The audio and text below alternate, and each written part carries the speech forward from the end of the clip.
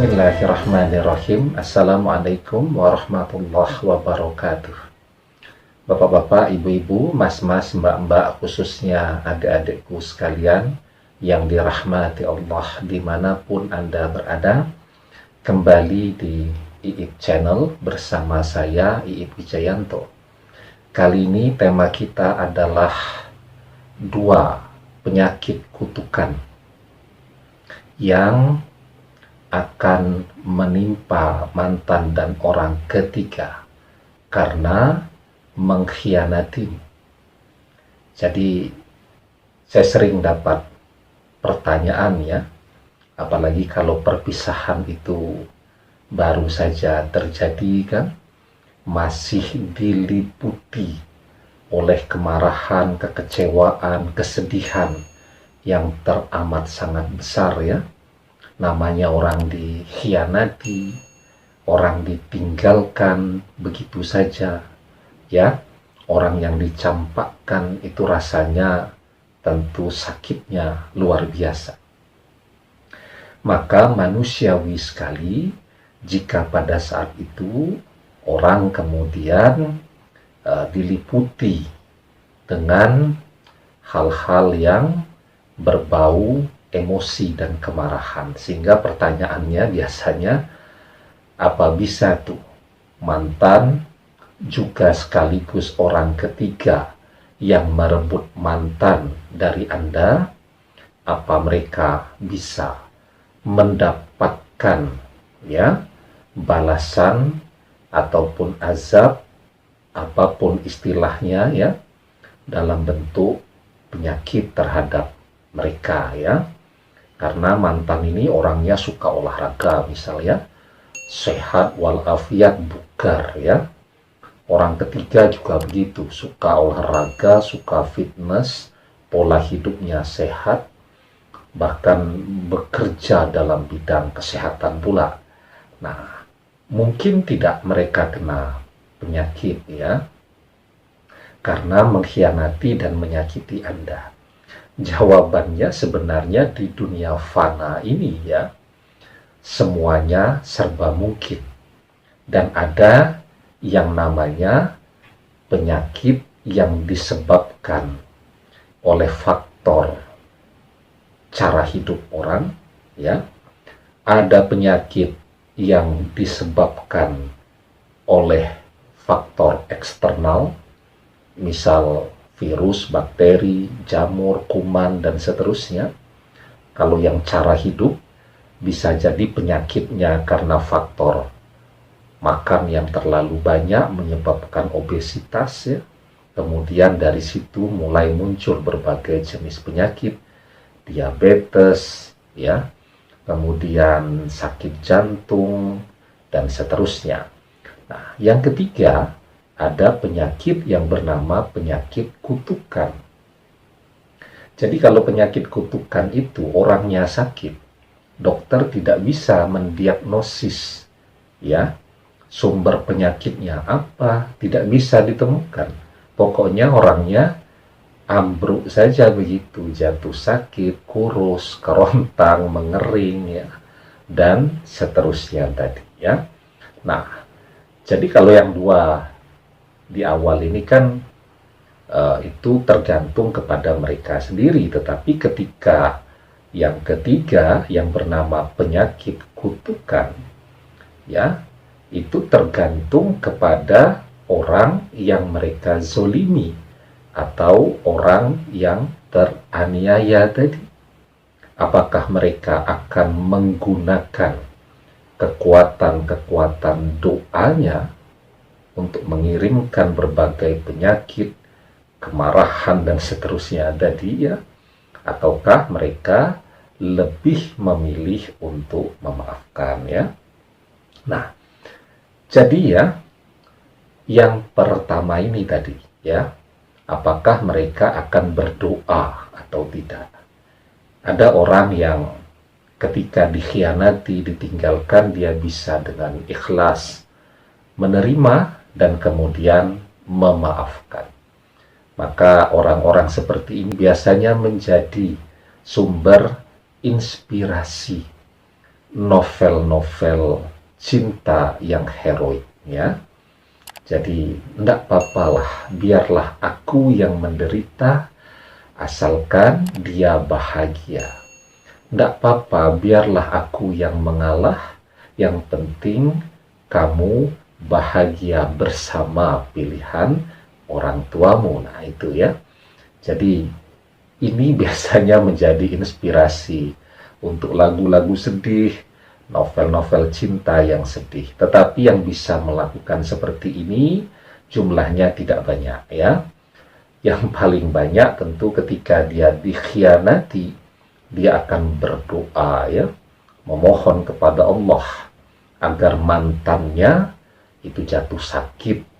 Terserah sakitnya apa sajalah, yang penting sakit, yang penting kapok, ya, agar orang ketiga yang merebut mantan dari dia juga ambruk, jatuh sakit, ya, kapok, dan tidak ada obatnya kecuali minta maaf kepada dia atau si mantan kembali kepada dia, ya. Tapi saya selalu ingatkan, ya, berdoa boleh saja, ya, dengan cara atau keinginan apapun yang kita inginkan, ya. Saya sudah bahas berkali-kali itu tentang doa orang yang dizolimi, ya. Jadi selalu saja muncul pertanyaan tuh di komen, Ustadz, saya dikhianati, boleh tidak saya mendoakan biar mantan saya sakit? Coba dilihat di koleksi video-video di channel kita ini, banyak yang sudah membahas tentang kebolehan orang, ya, yang dikhianati atau orang yang teraniaya atau orang yang terzolimi untuk berdoa apa saja yang dia inginkan, ya. Tapi saya selalu wanti-wanti, ya, kalau berdoa jangan berlebihan. Kita kan tidak pernah tahu tuh di masa depan bagaimana antara Anda dengan mantan ini. Anda masih mencintai dia walaupun marah kepada dia. Kalau kemudian Anda berdoa biar dia sakit, ambruk segala macam, tidak taunya takdirnya di masa yang akan datang, dia ternyata jodoh Anda yang sesungguhnya, ya. Anda bisa bayangkan dia kembali kepada Anda sudah dalam keadaan yang tidak sehat, sakit-sakitan. Akhirnya Anda menerima dia cuman untuk merawat orang sakit. Sudah tidak ada romantis-romantisnya lagi, kan? Jadi kalau berdoa jangan yang berlebihan, ya, apalagi memang doa Anda sebagai orang yang dikhianati, walaupun Anda bukan seorang ahli ibadah sekalipun, itu doa Anda mustajab, ya. Nah, Rasulullah Shallallahu Alaihi Wasallam bersabda, "Da'watul mazlumi mustajabah, wa in kana fajiran fafujuruhu ala nafsih." Doa orang yang terzolimi itu terkabul meski yang berdoa adalah orang yang fajir atau ahli maksiat, karena kefajiran atau kemaksiatan yang ia lakukan itu ia tanggung dosanya sendiri. Ya, coba bayangkan, ini yang dikhianati ini bukan ahli ibadah. Itu pun ketika dia berdoa, doanya mustajab. Apalagi Anda ahli ibadah, ibadah Anda tekun, tertib, dan Anda dikhianati dan Anda berdoa agar mantan Anda jatuh sakit. Itu dampaknya akan luar biasa terhadap mantan juga orang ketiga, ya. Itu namanya penyakit kutukan. Siapa yang mengutuk? Ya doa Anda tadi. Karena itu saya ingatkan, saya wanti-wanti, berdoa apa saja boleh bagi orang yang teraniaya, tetapi jangan berlebihan, ya. Nah, kemudian penyakit kutukan yang kedua yang akan didapatkan oleh mantan tentu karena kesombongannya, sikap suka pamernya terhadap kebahagiaan yang dia rasakan. Ya, sudahlah dia mengkhianati Anda. Kemudian dia jadian atau mau menikah dengan orang ketiga ini pakai pamer-pamer. Ya, padahal dia misal masih berstatus sebagai istri Anda walaupun nikahnya siri, ya. Atau malah dia masih berstatus sebagai suami Anda, ya. Atau dia pernah berkomitmen bulan depan untuk menikah dengan Anda, ndak taunya dia menikah dengan orang lain. Sudahlah mengkhianati, menyakiti, foto preweddingnya di-share di media sosial, Anda lihat kan otomatis. Ya, biarpun akun Anda diblokirkan, Anda punya 1001 cara untuk melihat aktivitas dia, kan bisa melihat ke akun Instagram sahabatnya dan seterusnya tadi. Ya, dan pamernya inilah yang kemudian akan mengundang penyakit kutukan untuk diri dia sendiri yang bernama penyakit ain. Nanti detailnya saya cantumkan link video kita ya yang membahas tentang penyakit ain ini ya. Jadi penyakit karena suka pamer.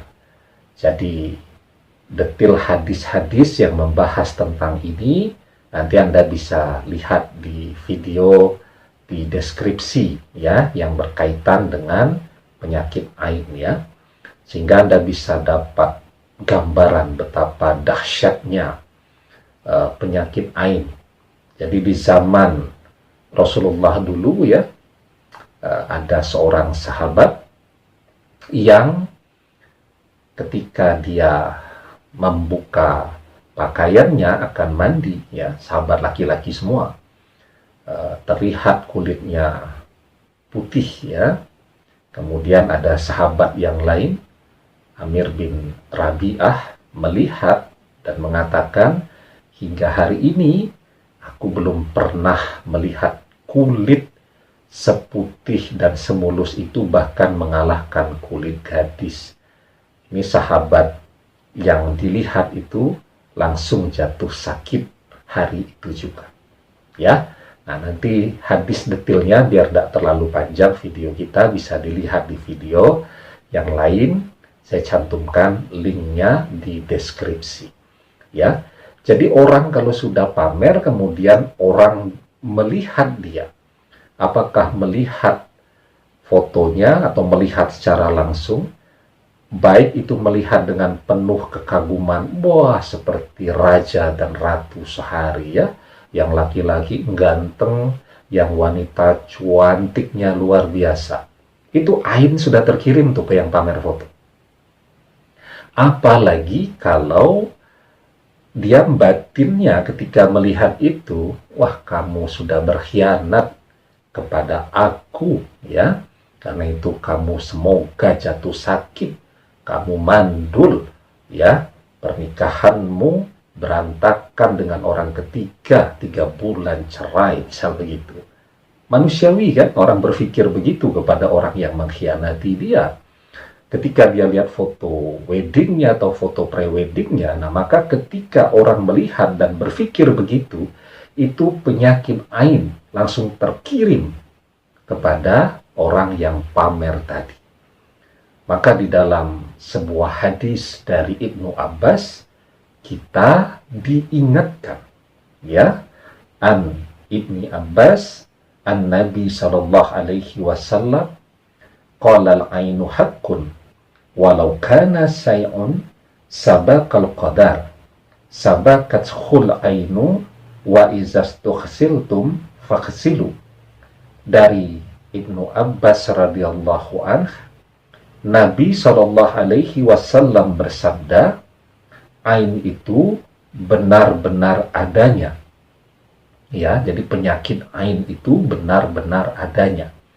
Jika seandainya ada sesuatu yang mendahului qadar, maka akan didahului oleh penyakit ain, ya. Dan apabila kamu diminta untuk mandi, maka mandilah. Ya, nanti di video kita yang lain, yang saya cantumkan linknya di deskripsi, dibahas bahwa penyakit ain di dalam hadis itu tidak bisa diobati dengan obat-obatan, tidak bisa diobati oleh dokter. Satu-satunya obat cuman mandi dengan menggunakan bekas air wudhu dari orang yang mengirimkan ain itu tadi. Ya, nanti hadis lengkapnya di video kita yang lain, ya. Nanti silahkan lihat di bagian deskripsi dari video ini agar Anda mendapatkan pemahaman yang lengkap tentang apa itu penyakit ain, ya. Nah, jadi dua hal inilah, ya, yang saya sebut sebagai penyakit kutukan yang akan terjadi, ya, menimpa kepada mantan dan orang ketiga. Yang pertama tadi karena faktor kekuatan doa Anda sebagai orang yang teraniaya. Yang kedua karena sebab kesombongan mereka, ya. Demikian, semoga bermanfaat. Wallahu a'lam bishawab, billahi taufiq wal hidayah. Assalamualaikum warahmatullahi wabarakatuh.